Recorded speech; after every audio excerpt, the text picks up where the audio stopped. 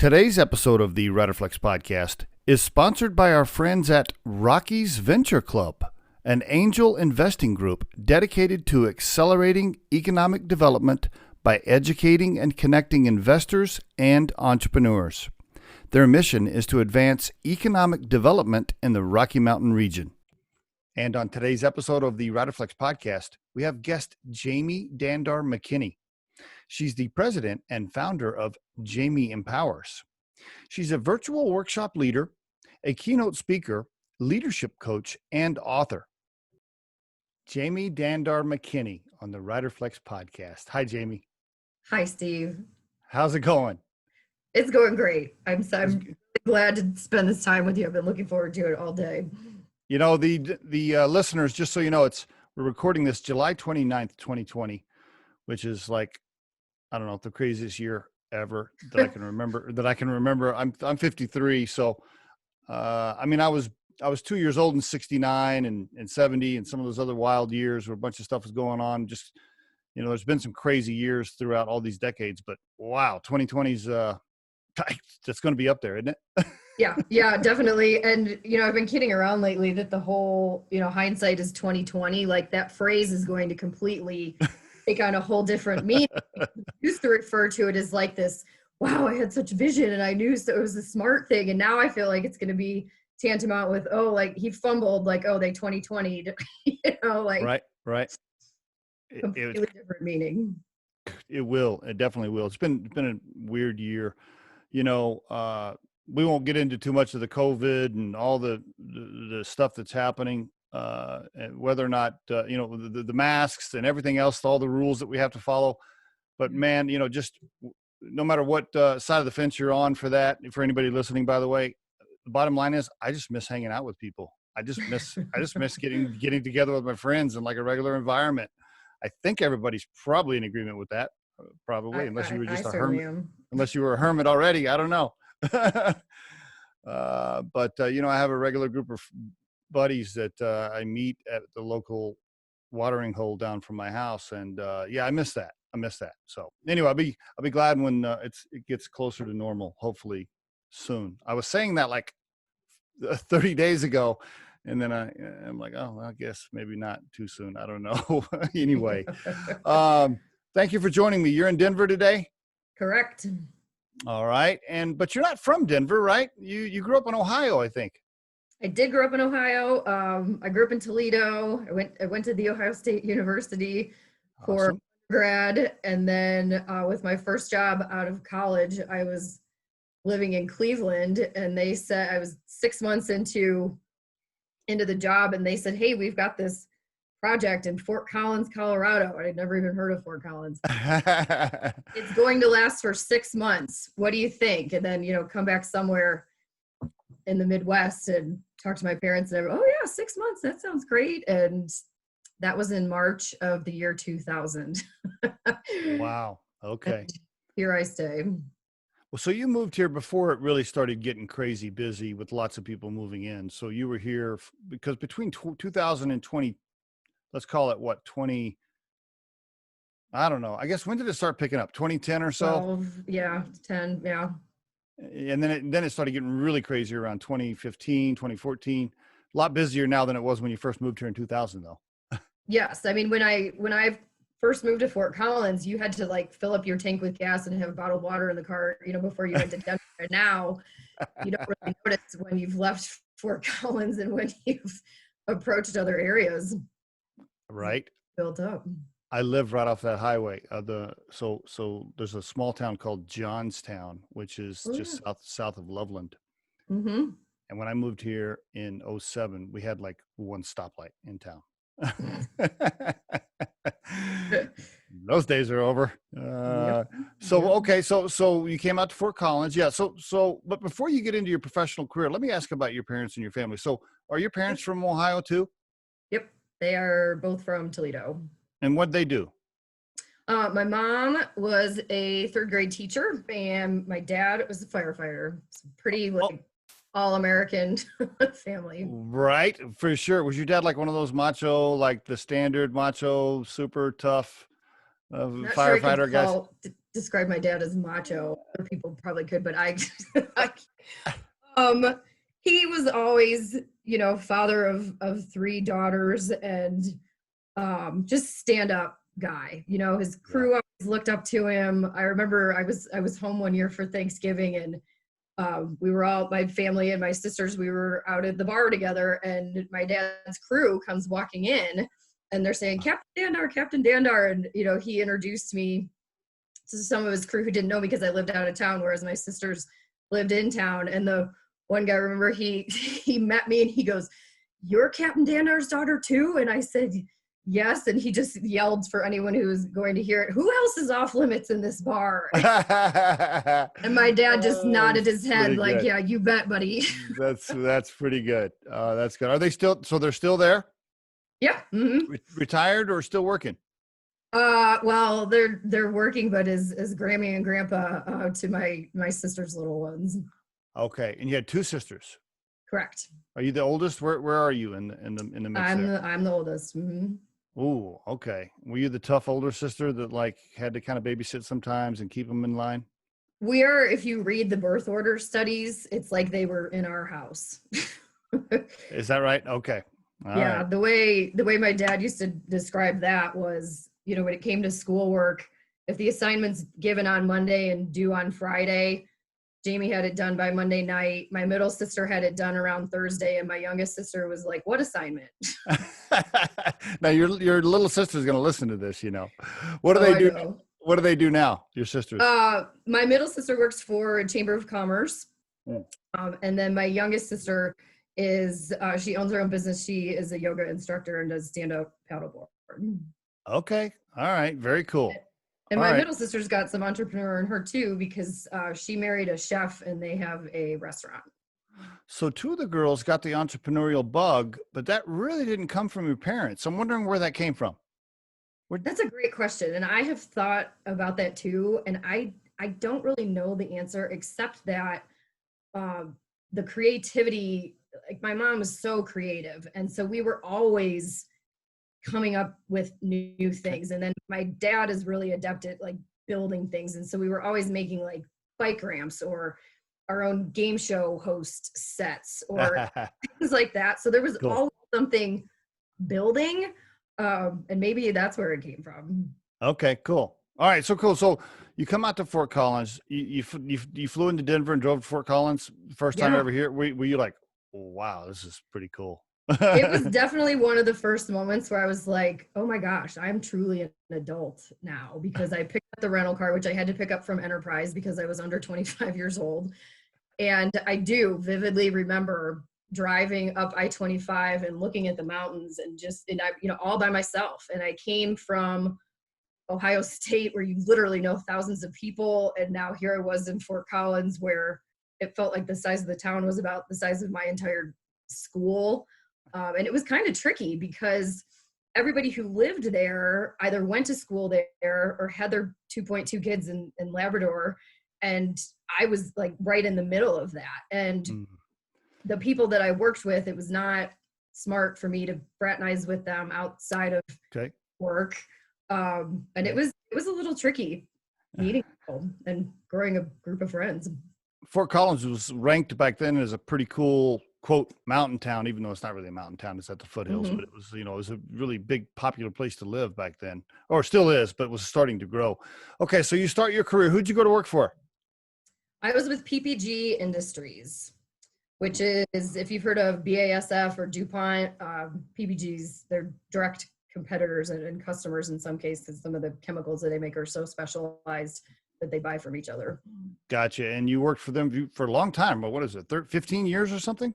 10 years. It was 10 years to the day almost. Several promotions. Walk us into some of your career stuff. Go ahead.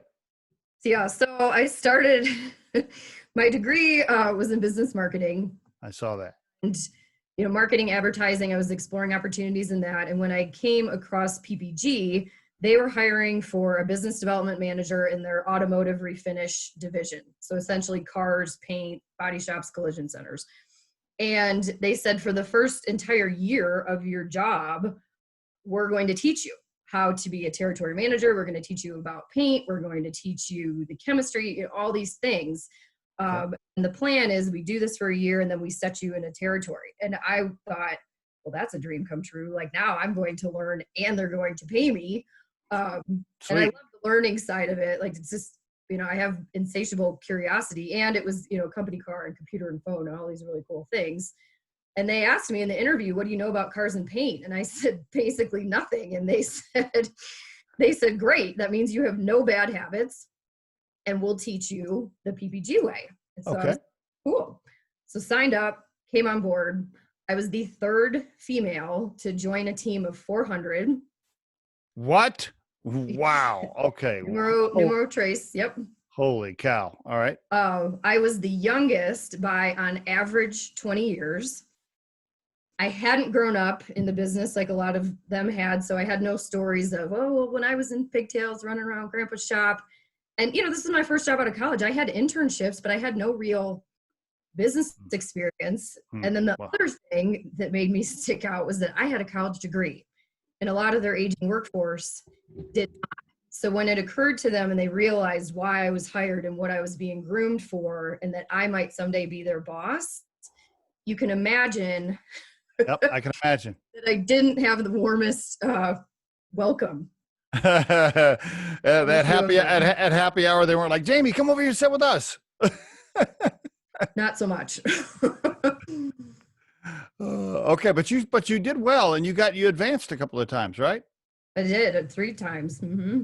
Awesome. Okay. So a very nice run there, but that was so great experience getting promoted, learned a lot, also dealt with the heavy male environment and all that stuff.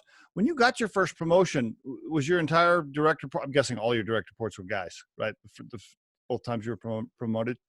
I actually didn't have direct reports at that time. It was more, it was a responsibility for covering the western half of the U.S. and being in more of a consultative role to train and teach the collision centers how to run their businesses better. So I was doing I see. public speaking and training. Okay. And I had a team. Okay. So you did a bunch of public speaking early on in your career, way back. Mm-hmm. Yes. Okay. And so why'd you leave there? Why did I leave PPG? Yeah. So I loved what I was doing in terms of sales, business development, and marketing.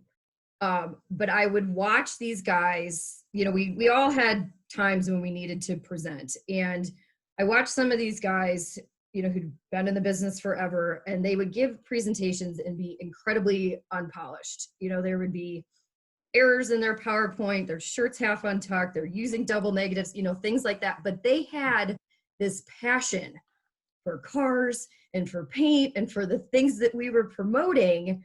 It was so contagious, and it almost kind of made you forgive the unpolished part. And I just thought, wouldn't it be neat if I could take my polish and my business skills and apply it to something where I have that same passion that they do. Okay. And that was a big, shift for me. That was a kind of a big, like, ding, ding, ding. You need to follow through with this, Jamie. So that was when, I was about 7 years into my career at that point. And I thought, well, I don't want to start all over in an industry. And I always knew when I graduated from undergrad that I wanted to get my MBA at one point. So that's when I continued to work full-time for PPG. And then I went to grad school also full-time to get my MBA, and hoped that two things would happen. One, that I'd figure out what I really wanted to be when I grew up. And two, that the MBA would be the bridge, to close the gap with not having any industry experience to wherever I'm trying to go. Okay. All right. And then, but eventually you left there and you did a few other things. Walk us through how you transitioned, leaving there, how the entrepreneurial bug started. You did a couple of other things, and then you started Jamie Empowers. Kind of walk us through the transition and how you got rolling. Sure. So my networking game was incredibly strong. Okay. While I was in grad school, I started paying really close attention to, like, what are you clicking on for fun, or what are you reading, or what's intriguing to you? And I was really drawn to sustainability and energy. But but didn't know a whole lot about it. So I started going to eat, we could go to things in person, evening events like these clean tech pitches. And, every time I just set a goal that I would get 5 business cards. Okay. 5 business cards. And then I would follow up with each of those 5 people. And then I would either have a conversation that led somewhere with them, or if it was like, hey, let's just keep in touch, I would say, whom else do you know that I can reach out to just to continue to learn and where my skill sets might plug in. And you didn't have a plan necessarily to start Jamie Empowers at that time, but you knew networking. Oh, not at all. You knew networking was just critical anyway, and so you were doing it. Okay. Absolutely. Mm-hmm. All right. Go ahead. So that led to my transition to a renewable energy company. And that was really great because I was their director of business development. And it was like living my MBA, what I learned in MBA school. I mean, I was just applying everything. Like it was such a great transition. And then anybody who's worked in energy knows it's just not a matter of if, but when that funding or downturns or things will happen, and you will be furloughed or laid off or whatever the case may be. And so that happened. But interestingly enough, at that time, I had a mentor who, when I first met him, we were like the odd couple. You would never have paired us together, but he was like this high executive in oil and gas. And here I was in renewable energy. And yet when I introduced myself to him, he really did take me under his wing. And so we had developed a friendship and a mentorship. And so when I got let go for renewables, he was like, James, come over to the dark side. And I was like, I can't do it. But over as I learned more about it and I learned what it really was rather than what the perception of it often is, I thought, wow, that, it looks really cool. And where can I have more impact? If I do see something that I think is out of line, are they going to listen to me more on the outside or inside the boardroom? Okay. That transition then as well. So, still finding myself in another heavily male dominated industry. By this time though, you're navigating that pretty well, I'm guessing. Yes. And what I figured out probably 4 or 5 years into my career with PPG is that in order to not, and I don't mean to be dramatic when I say this, but truly in order to not get eaten alive by these guys, when I would come into a meeting and my gender neutral name, if it was only email that we had communicated over, like when Jamie walked in, they were like, they did not expect me. So there were just all kinds of factors. And so I just carried myself with confidence. And I just did that by default. And it wasn't until later that I actually realized that that's what I was doing. And especially coming, from a background of 2 sisters and all girls high school and sorority, and I know my way around a sewing machine. I thought, if I can do this, anybody can do this. I see. So I started studying it. I mean, I started studying the neuroscience behind confidence and, is there a formula and what increases your confidence versus what depletes your confidence. And I kind of it was just more of a fascinating thing to me. I didn't really do a whole lot with it, but I wanted to know. And then it was also just reaffirming to me that when I would go into then oil and gas meetings and were there times I was intimidated? Absolutely. But I just knew, carry yourself with confidence, Jamie, carry yourself with confidence, and you'll survive and thrive through this. Okay. So what's happening to you naturally then is leading you towards Jamie Empowers, right? Mm-hmm. When did you decide to start your own, consulting firm or agency? When did you say, okay, that's it. I'm not working for anybody else right now. I'm going to start my own thing. When did that happen? So that happened, well, prior to that, I just started listening a lot better, and I just started responding to requests. There was a magazine, it's called Scale It magazine. Okay. Your business. And they approached me in 2017 because, again, oil and gas downturn, and I was now working for a fintech startup in the roofing industry. Wow. And it just happened. I was not, aiming for this.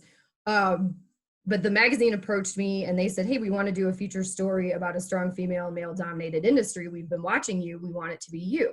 Well, yeah, you're perfect. And it was, that was very flattering and humbling. And I said to them, I said, did you know I've also worked in automotive and oil and gas? And they said, no, even better. Right. Even better. So the article came out, Steve, and it garnered more of a response than I had anticipated. Okay. And it highlighted for me that the things that I had done, it was kind of like tough actually. And that there were other women who really enjoyed hearing my stories. Yeah, because they need to have that. They want to have an emotional connection with somebody else that's gone through it, right? They want to, they're like, oh, okay. Yeah. You went through this too. Yeah. Let's talk about it. Absolutely. They can relate. Okay. Yeah. And they're like, tell me more. And so then that led to groups that called and said, hey, will you come talk to our women's group about your experiences, about leadership, about confidence, about how to do well in business and, male dominated industries. And was that the first phone call where somebody said, hey, come talk to a group, and you're like, were you like, oh, I might be able to make a living doing this maybe? Not yet. No, not yet. Because I still really enjoyed what I was doing. Okay. And I thought, well, this would be a nice, film kit kind of thing that I can do on the side while still having salary and benefits and things like that. Right. Use the miles that I acquire or accumulate from work travel for vacation. There's things, right? But then at each of those talks, a handful of women would come up to me afterwards and say, hey, this was great. I want to learn more. How do I buy your book? And to that, I just kind of smiled at first and said, that's a great question. Maybe let me grab your email address. I don't know. I'll keep you posted. Did you tell them that you had started writing a book, or they just assumed you had one? No, I hadn't started. I mean, and that wasn't this thing for me. No. Wow. But again, I just, started listening. And then I was at a women's luncheon. This is another one of my God whispers tipping points. Okay. I was at a women's luncheon for an oil and gas group. There were about 40 of us in the room, all women. And the speaker asked everyone to go around and introduce yourself and simply say your name and the company that you work for. Just those two things, like nothing clever or funny or what would surprise everybody about you, and just name and company, right? And we went around the room in this safe environment, and I could barely hear half of them saying their names and their companies. Interesting. It really, and it even does now, it really pulled at my heart because these women are crazy smart, Steve. I mean, they're engineers, they're scientists, they're data analysts. I mean, they're making calculations and doing algorithms in their heads. And I just thought, oh my gosh, if it's this hard to say something that we all know how to say, that we've all said so many times in a safe place, how are they speaking up in a business environment where promotions and opportunities and self-promotion and create that visibility for yourself, that's not happening. Do something, how can I help? Because I want to champion you, I want to teach you how to do this, I want to help you get centered in your confidence. And so when you feel those butterflies in your stomach, but you have something to say, that it comes out of your mouth. And not only that, but it's not that you think it and then you hear it, but it came out of somebody else's mouth and you're like, that was my idea. We've got to intercept this, right? We've got to do something. So all of these things are happening at the same time. Requests for the book, requests for speaking, just really seeing the need and wanting to help. And then that culminated into Q3 of last year. And that was my departure from my corporate job. And a book publisher had already reached out to me, kind of cold called me and said, hey, I heard about the concept for your book. I'd love to learn more. I'd love to work with you. And I was in Midland, Texas at the time. I was riding shotgun in the pickup truck of one of the guys on my sales team. And I was kind of like, who is this? And what, so, I got together with her at a later time. And then I decided, along with my very supportive husband, that October to November, December last year would be my full-time job, is, finishing the book. Because I mean, looking back now, I'd started it and it was maybe 30% of the way done. I thought it was at least 50 or 60, but still had a ways to go. But that's what I did. So the initial manuscript was completed at the end of last year. Now, if I can, I don't know how much you want to share right there, but what I just heard you say was, I stopped my job, which means your pay stopped, and producing a book costs money. So you actually had money going out the door, right? True story. Yeah, cash is going the opposite direction there for a few months. Okay, now during that time when you were writing the book, did you do any speaking gigs, or did you get paid for any consulting gigs then, or no? Or did you just heads down, you're writing the book? I'm trying to remember if I spoke at all. I think I was pretty hunkered down. I think I did speak once or twice, and I realized that in order to get this book done efficiently, that it was really why I just focused on doing it, because it's a very different thought process, what goes into writing as opposed to what goes into preparing for a talk. Now, at that time, though, were you thinking, I'm going to write this book and then I'm going to go get another executive job? Was that the early thought process, or had you already decided you were going to start Jamie Empowers? Well, so as I was writing the book, I thought, all right, per your earlier point, one book launch does not make for a retirement account. Yeah. Usually it ends up costing you more than it brings in. Yeah.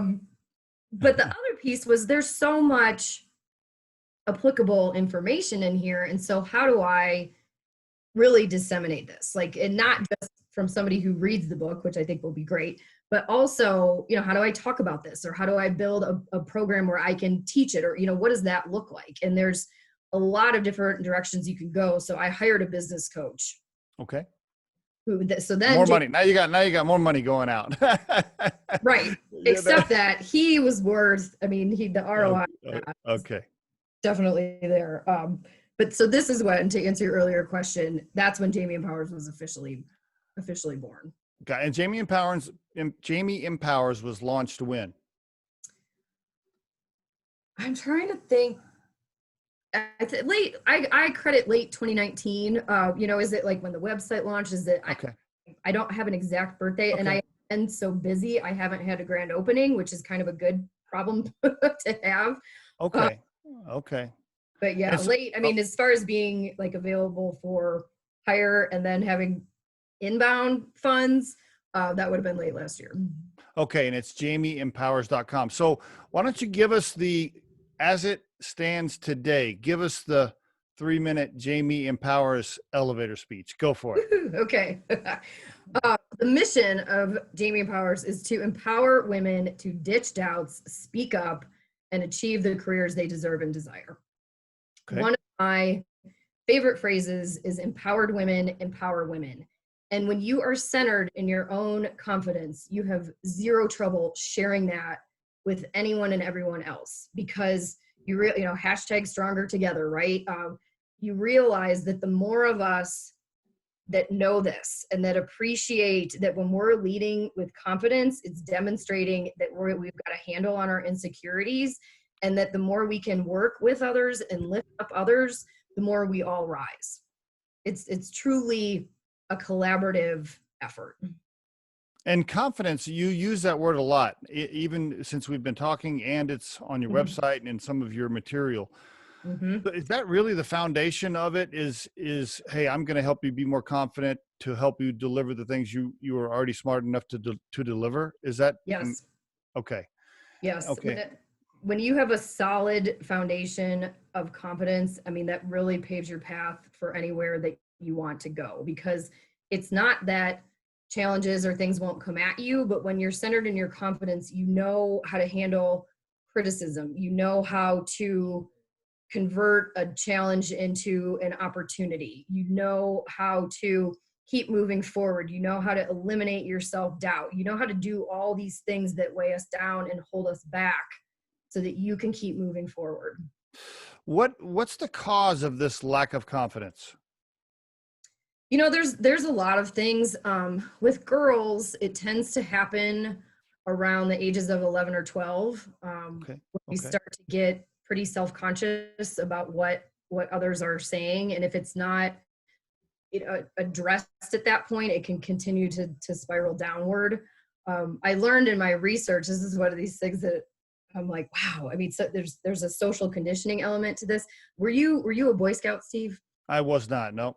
I mean, I grew up in Oklahoma on a small farm, so kind of automatically You're I was living but, it. yeah. not by a sash Yeah. badge or anything. Right. So the Girl Scout pledge, and I was a Brownie and a Girl Scout and all that, starts out, on my honor, I will try to serve God, my country, etc. But on my honor, I will try. The Boy Scout pledge starts out, on my honor, I will. Interesting. And interesting. When I learned that all these years later, it's just, our self-talk is so important. I mean, does this thing called neuroplasticity, and our imaginations are so powerful. And there's times that your mind can't distinguish the difference between imagination and reality. So the words that we're saying to ourselves are literally creating our own outcomes. What happens next? So, there's the social conditioning elements, and then it's just nature, nurture. I mean, there's a lot of different factors that can come into play. Not knowing how to recover from mistakes. That's a big one.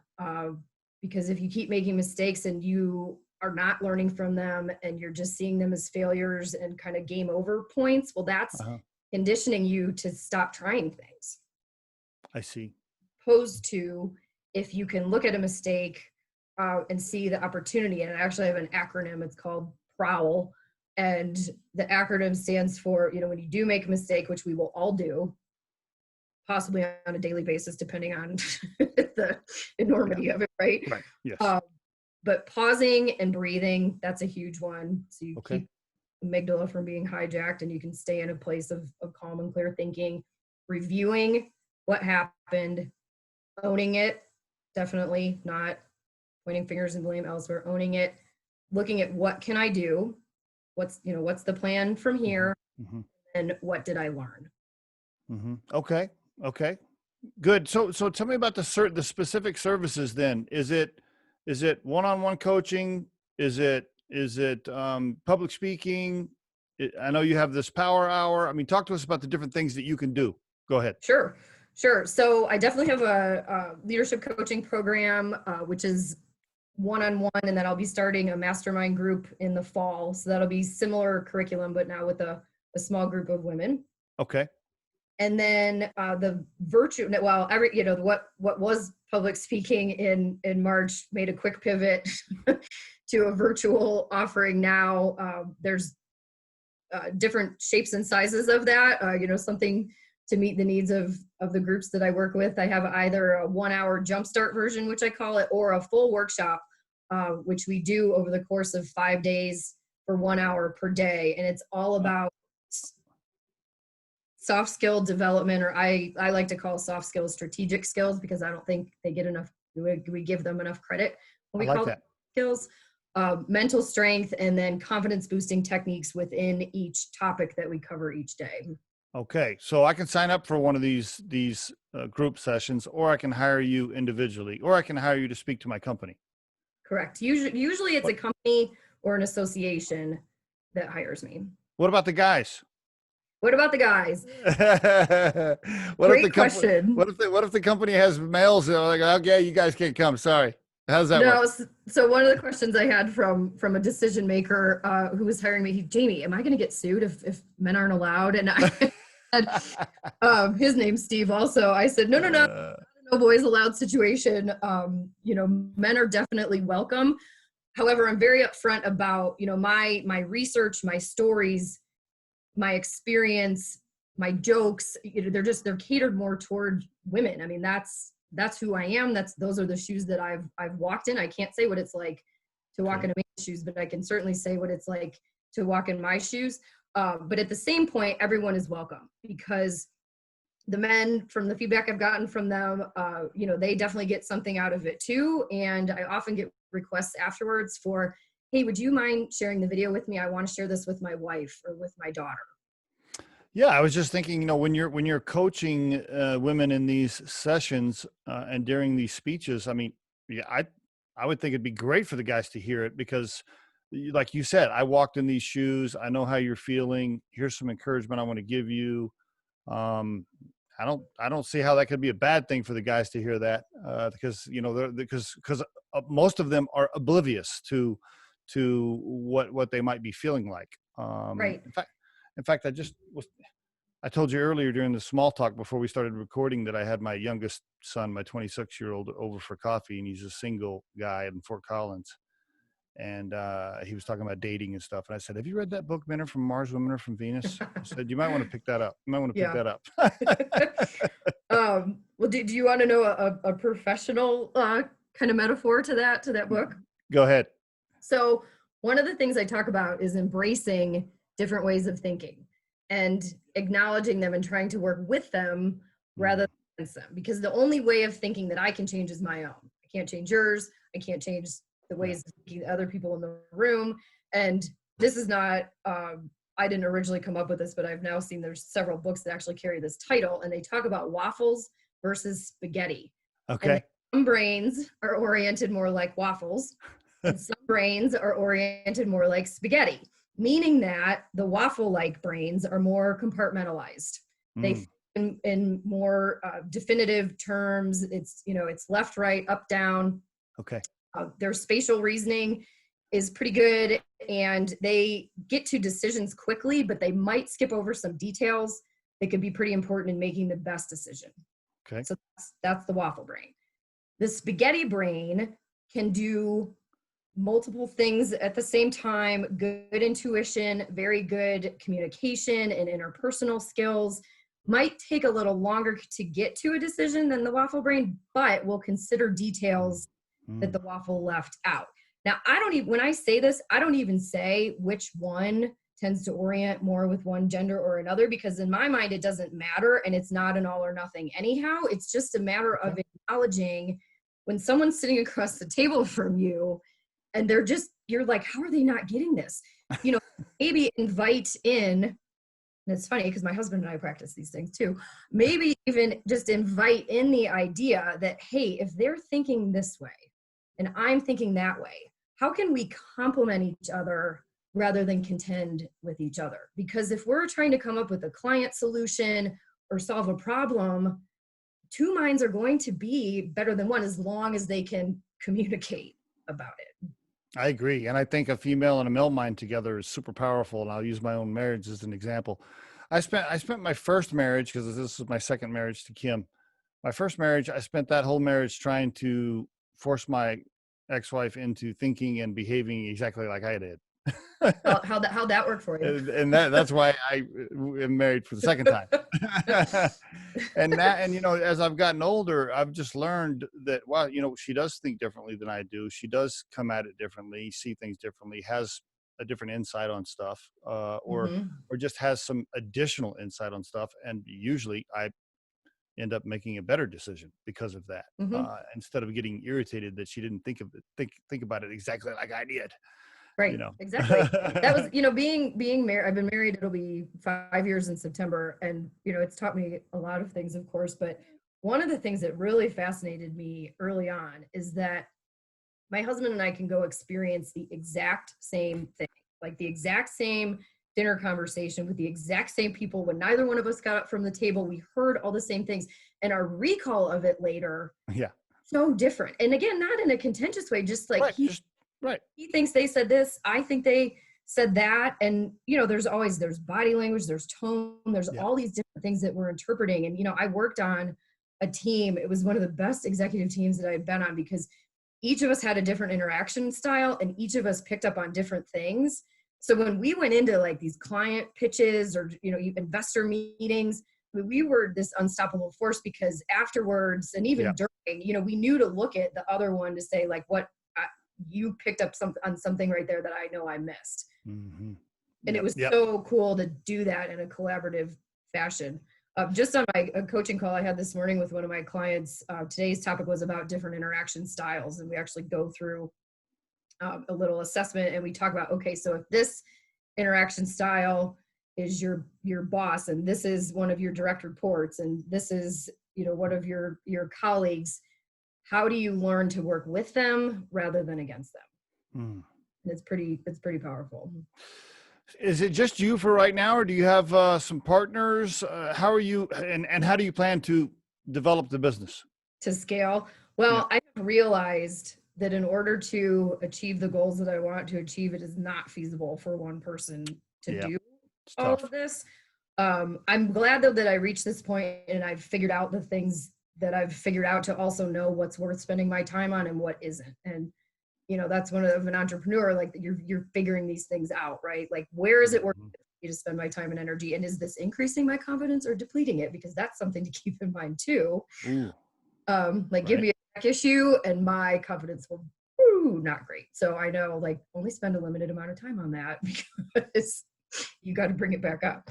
And it's tricky, for the listeners. If you're thinking about starting your own business as a service business or consultancy or something like that, you have to be very careful because you're sending out invoices, you're paying bills, you're licking stamps.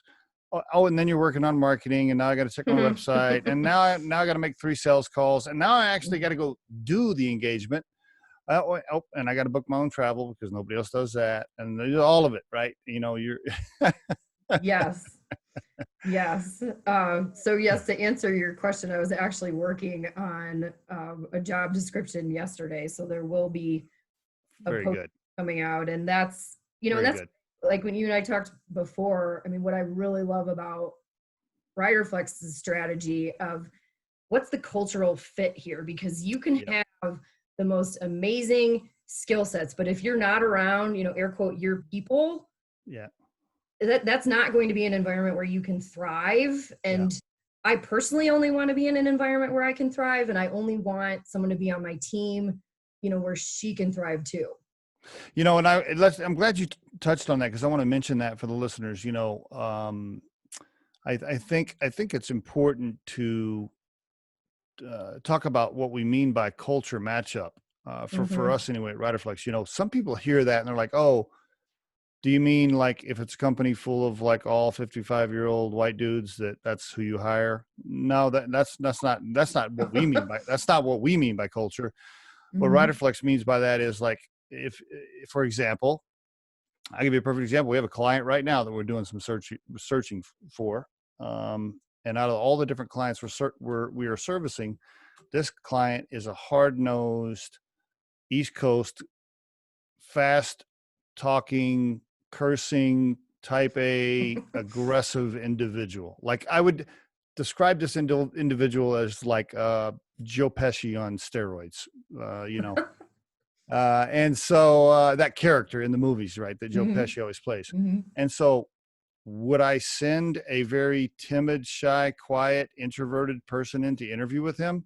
Probably not.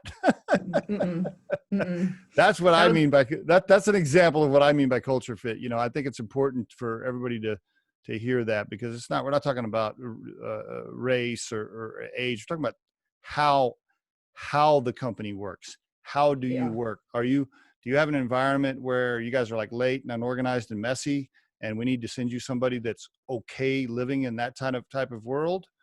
Or are you very structured, very quiet, very librarian-like, and I'm not going to send you somebody that's a little rough around the edges or is just wild and crazy personality. So that's what we mean. Anyway, just to touch on that.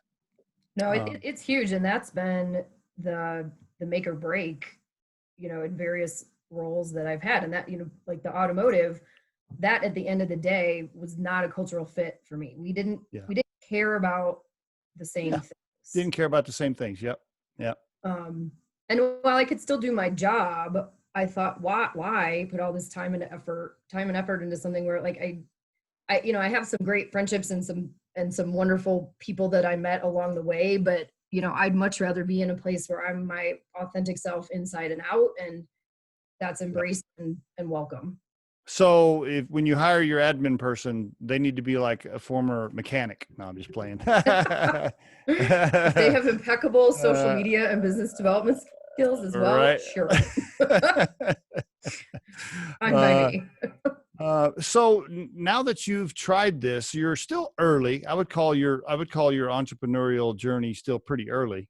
What's been the scariest thing so far? Scariest thing. That's a good question. I guess, I'm not sure I would describe it as scary, but the trickiest part is managing the business development piece and the operations piece, because you can't do those two things simultaneously.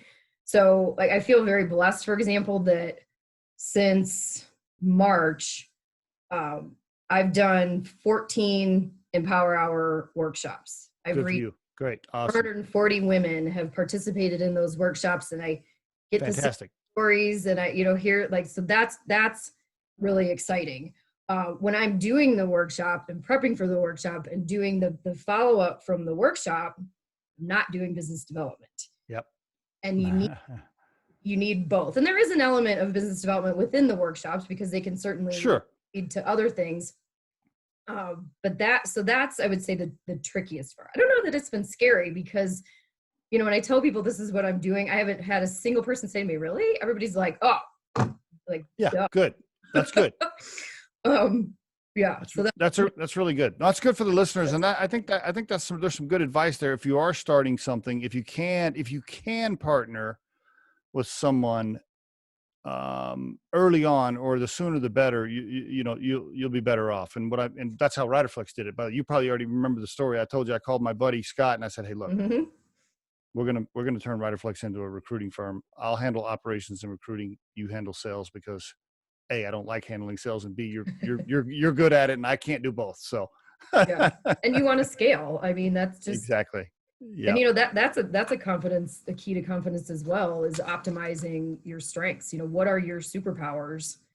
Really prioritizing time spent on those superpowers, because if you start to trend over into those areas of self-doubt, or like, why I can't, or I shouldn't, or why am I doing this, and then you shift your focus back to something that you're good at doing, that'll help stave off those thoughts that aren't going to serve you any sort of purpose whatsoever. That's pretty good. Let me ask you, I know we're easing up on our time here. Let me ask you a couple more questions real fast. Do you have to stop right at the top of the hour? I got like two more questions for you. I'm good. You're my priority, Steve. So. Okay. I appreciate it. Sorry to keep you a little bit long.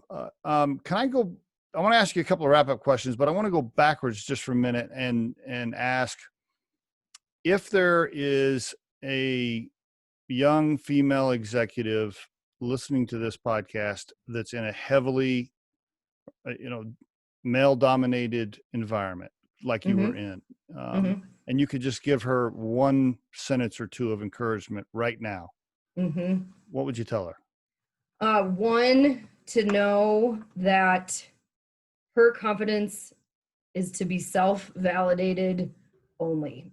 It should not come from someone else. I talk about the currency of confidence, and think about it the same way you would an amount in your bank account. You own it. You choose how to grow it. You choose how to invest in it. It has your name on it. That's not someone else's option to deplete your account. Ooh, I like that. That's pretty good. Stay. And the cool thing about it too is that confidence compounds. So when you can really, what we were just talking about, optimize strengths in one area, that will transfer to another area. And it even has crossover between personal and professional.